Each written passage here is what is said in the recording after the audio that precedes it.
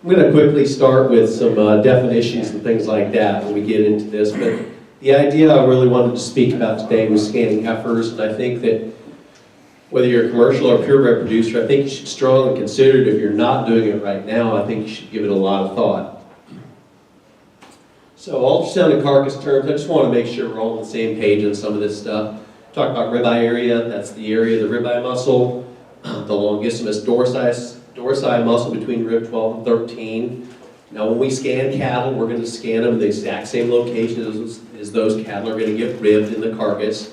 So just want to let you know we're scanning the same area, and as we get into some data later, you'll see that validates that essentially, what I'm talking about with that. Rib fat, same thing, we're taking it in that same area, the 3/4 position of the ribeye, and we're grabbing that fat thickness at that spot. Carcass or ultrasound, we're going to be measuring the same location. Intramuscular fat is defined as the percent of fat inside of the longissimus dorsi muscle as taken from ether extract. So we actually do that in the lab and take the extraction out of there, but it's the percent of fat that you've got inside the muscle, cutting all the external fat off and just dealing with the longissimus dorsi.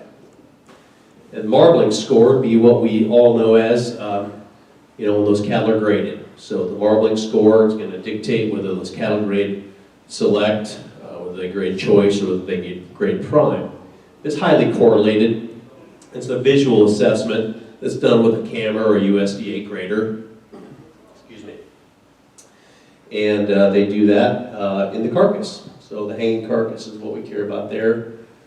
I'm going to talk a little bit about some statistics, and I don't want to get too deep into this, but I just want to make sure we understand our terms, and when we look at some things down later in the presentation, you'll understand. Correlation is just the relationship between two measurements, and specifically what I'm going to be talking about is how well does ultrasound correlate to carcass data. Standard deviation. So within any set of data, you've got a standard deviation measurement that you can make. And all we're trying to do there is measure the variability of that trait that we're looking at. Mean is the average of the whole group, standard error of prediction. So this particularly hits ultrasound. So when we're dealing with ultrasound, we're trying to predict a carcass trait. So what we're looking at is how far do we miss that, or how close do we get to the actual carcass trait. So standard error of prediction is basically a way to measure that. The lower the number, the better. Genetic correlation, as we get into some of the genetic evaluations, how correlated are two different traits? And the traits we're specifically going to talk about, I'm going to primarily focus on, are going to be the carcass traits, but for example, intramuscular fat, ribeye, and fat thickness, and how highly correlated are those genetically to ribeye area and marbling score and fat thickness in carcasses. Heritability, obviously. If we could ultrasound cattle and there was no heritability to that trait, it wouldn't do us any good. So we got to have that trait so it's actually genetically passed on to their offspring. So that's why we look at heritability, and the higher the number that is, the better, obviously. So as we look at, this is the Charlet from 2019, March 2019. Heritabilities and genetic correlations. So ultrasound, IMF up in the upper left there. So the heritability on that is 0.23. Heritability on ultrasound ribeye is 0.39. And ultrasound fat 0.35. As we get into the carcass, the heritability on that is higher for the marbling. It is actually lower for ribeye and lower for fat thickness. And this is fairly consistent, I think, with most of the breed associations, and I'll have another slide here compared to Angus just to kind of get you a feel for that. It's pretty consistent. The heritability on the ultrasound IMF percent, I largely think is mainly due to fewer numbers, but also we just don't see quite as much variance in ultrasound IMF on Charlet cattle. Ribeye, I've always felt that ribeye, we can actually measure it better with ultrasound than they can within the carcass in terms of consistency, and that is proven out with your heritability on your ribeye, and it's definitely proven out on your fat thickness. As those cattle are going through kill process, the chain is pulling the hides off, you'll see some fat come off of those hides. So they make some, I don't want to call them errors, but I guess there's no other way to put it. And so you get some heritabilities that are just a little bit lower on your carcass fat. When we get to the genetic correlations, and those are the upper numbers, the great news is that all these are very highly genetically correlated. So 0.68, 0.7, and 0.7. So if we're selecting for intramuscular fat, ultrasound ribeye, and ultrasound fat, we're going to see some genetic improvement on the carcass side as well. And that's really good. As you can see, as we quickly go to the Angus, this is from 2019. The only real differences we have on these two slides is the heritability of ultrasound intramuscular fat and ultrasound fat in carcass marbling. As you get to the fat thickness traits in the carcass or the ultrasound ribeye, those are almost identical. Really not a lot of change there. But we have more variation in intramuscular fat in Angus cattle generally. We also have a lot more Angus cattle that have been scanned. So I think that really helps that out quite a bit. The heritabilities, again, actually a little lower, genetic correlations. Actually a little bit lower on the ribeye and fat, and a little bit higher in marbling, but pretty much the same. So I wanted to take a look, and these are one of the questions that was just presented here in one of the last presentations. I don't remember who, but they asked about carcass weight. And we'll talk about that here in just a second. But so what we've seen here is the genetic trends from 1990 to 2018. This seems to be a popular theme here that we want to be looking at. So these are the EPDs and the changes.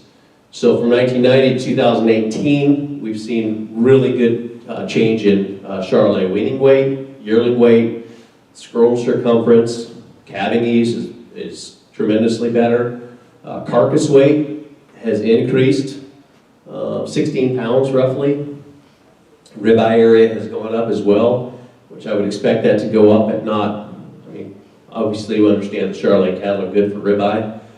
Fat thickness, really no change there at all. But the one thing that I wanted to point out is we just really haven't seen any change in the marbling. So over the years, we've just not seen much emphasis or selection pressure on marbling to result in any real major change. Now, because they're the 600-pound gorilla, I guess, we'll look at Angus and what they've done over the last 19 years, exactly the same time frame. So, weaning weight's gone up, yearling weight's gone up, scrotum circumference, yes, calving ease direct, same deal, carcass weight. And this is what I wanted to point out. The carcass weight, we've gone up, I don't remember who asked the question, but the carcass weight on the Angus cattle, they have added a lot more carcass weight in their cattle, faster than Charolais. Not saying that's good, bad, or otherwise, it's just they've been selecting pretty hard for it. Fat thickness, essentially no change, but we have had some pretty significant progress in marbling on the Angus side of genetic trends. So, moving on from that, here's kind of the meat of what I wanted to talk about. I just took 7 different scan sessions that went through our lab in this last spring. These are folks that use new technology, which I'll get to that here in a little bit, but the ultrasound technology is not the same today as it was 20 years ago. So we've made some changes and some advancements. But what I really wanted to show you was, first column over here, the pink is heifers, blue is the bulls, and what the IMF percent standard deviation was in that set of animals. So we've got roughly, there's about 1,600 and 1,200. These are same herd. So across the top line, it's going to be the same herd, heifers and then bulls. And so with these 7 different herds, we've got cattle that are really pretty moderately lean. They're not all Angus. I've got some Charolais in here, and there is a set of some Herefords as well. But we're talking about 0.15 on the fat thickness on the heifers, so pretty lean, not real fat. 0.17 on the bulls, so we're not talking about really pudgy cattle either. Standard deviation on the IMF percentages, on average on the heifers was 1.12. Their IMF average was just under, I call that high select.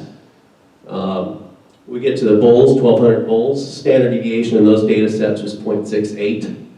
They averaged just a little bit. I would call that select minus. Just on the top side of select minus, I kind of like 3%. 4% is the breaking point between select and choice, roughly.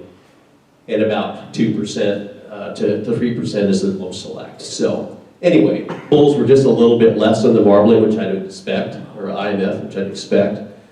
But I think the thing is, I really want to focus on is how much more variation we had in the heifers than we did in their bull counterparts. And it's pretty dramatic. The neat part about that is what you can do with that data is how that's going to affect their EPDs and how that's going to impact their genetic selection. Just a real quick look at some new models that we put out in 2017. Model 1 and Model 2 in the light blue in the middle there, those are some older models that have been proven. I'll just focus you quickly here on the correlations. Correlations are pretty similar across the board, upper 70s, low 80s. Standard error prediction, how close do we get to the actual carcass measure? Right around 1%, just a little bit above. Standard deviation though, here's where we really started to look a lot better. Our standard deviations used to be around 1.4. Now with the new models and the new technology, we've pushed that closer to what the ether extract is. And I can't say every single time we're always going to get perfect like that around a 1.7, but the column on the left is the actual carcass data. So that's what we want to compare to. So the closer I can get to that number, that shows that I'm actually getting the variation that we see in the cattle, actually in our prediction. So ultimately, I kind of wanted to talk about why we should scan heifers. Number one is the lack of testosterone allows those heifers to express their genetics for marbling just a little bit better. Steers actually would be somewhere in the middle between bulls and heifers, but they would also express a little bit better as well. I would take a look at this if I were a producer and look at it and try to be, I guess, as greedy and as selfish as possible, because that heifer is your future cow herd. And getting an EPD accuracy boost on her is going to be helpful to the calves that are hitting the ground, those bulls that you're going to be selling. So this is important because you're going to be able to have her contribute to her EPD. She'll have the ability to actually improve her EPD, and then her calves that are subsequently scanned will also be able to have that ability to help improve their EPDs. So, I already said that heifer data is mostly for yourself, but it's the selfish data is what I would call it. If you scan two groups, you've got two contemporary groups. So if you do scan your bulls, I'm not saying not to scan your bulls, but if there was a choice, I might be the selfish guy and say, I'm going to scan my heifers. I'm going to get more variation, I'm going to have better EPDs, likely. But getting the bulls in there, it's going to increase the value of the accuracy of the EPDs for your carcass traits on all your cows in your cow herd.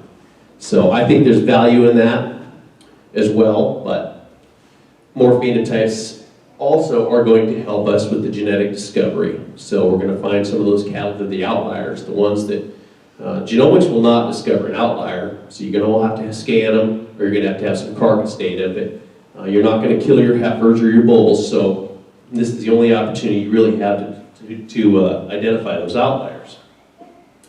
And then with single step now that we're using, that really helps leverage that information. All right, so I already talked about the larger variation in heifers and the marbling EPDs, so you can make some faster genetic progress if you've got that information. So the whole idea would be kind of what we've talked about earlier with the earlier presenters. It's like, I mean, how are we going to reap the rewards from that? Hopefully your carcass genetics have improved and you've got to the point where your cattle are more in demand, whether you're a seed stock producer or not. So if you're in a commercial herd environment, we do have several commercial producers that are scanning large groups of heifers.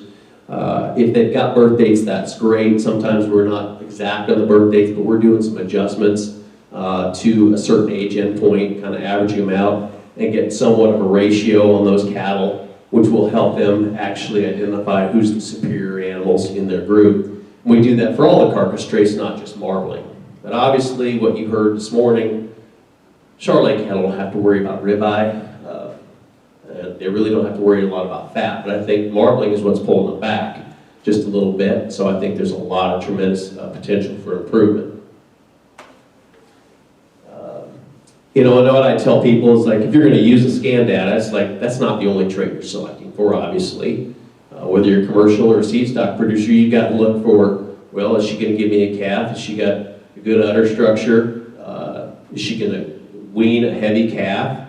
What are her growth traits? She needs to be able to rebreed. All the things that you're going to select for in a normal herd without worrying about carcass traits, just add this on top of it. If you happen to be raising your own bulls, that would be something that would be considered, that you might want to scan those bulls as well and just try to find out what you've got in those cattle. If you don't scan your own or raise your own bulls, that's fine. Then go out and seek some cattle that are going to fit for what your cattle need. But if you're raising your own, just realize you're probably raising contemporaries to the heifers. They probably have the same strengths and weaknesses that your current heifers do. So got to keep that in mind. All right. With that, we're big believers at the Cup Lab with making sure that EPDs are the key source of what you're going to try to make progress with. So, I always talk about when we're scanning commercial cattle, it's like, realize that it's not as perfect as it could be, but we sure think we can add some value to those cattle if we scan them and let you sort through what you want to keep and what you maybe want to let go. With that, I'll take any questions.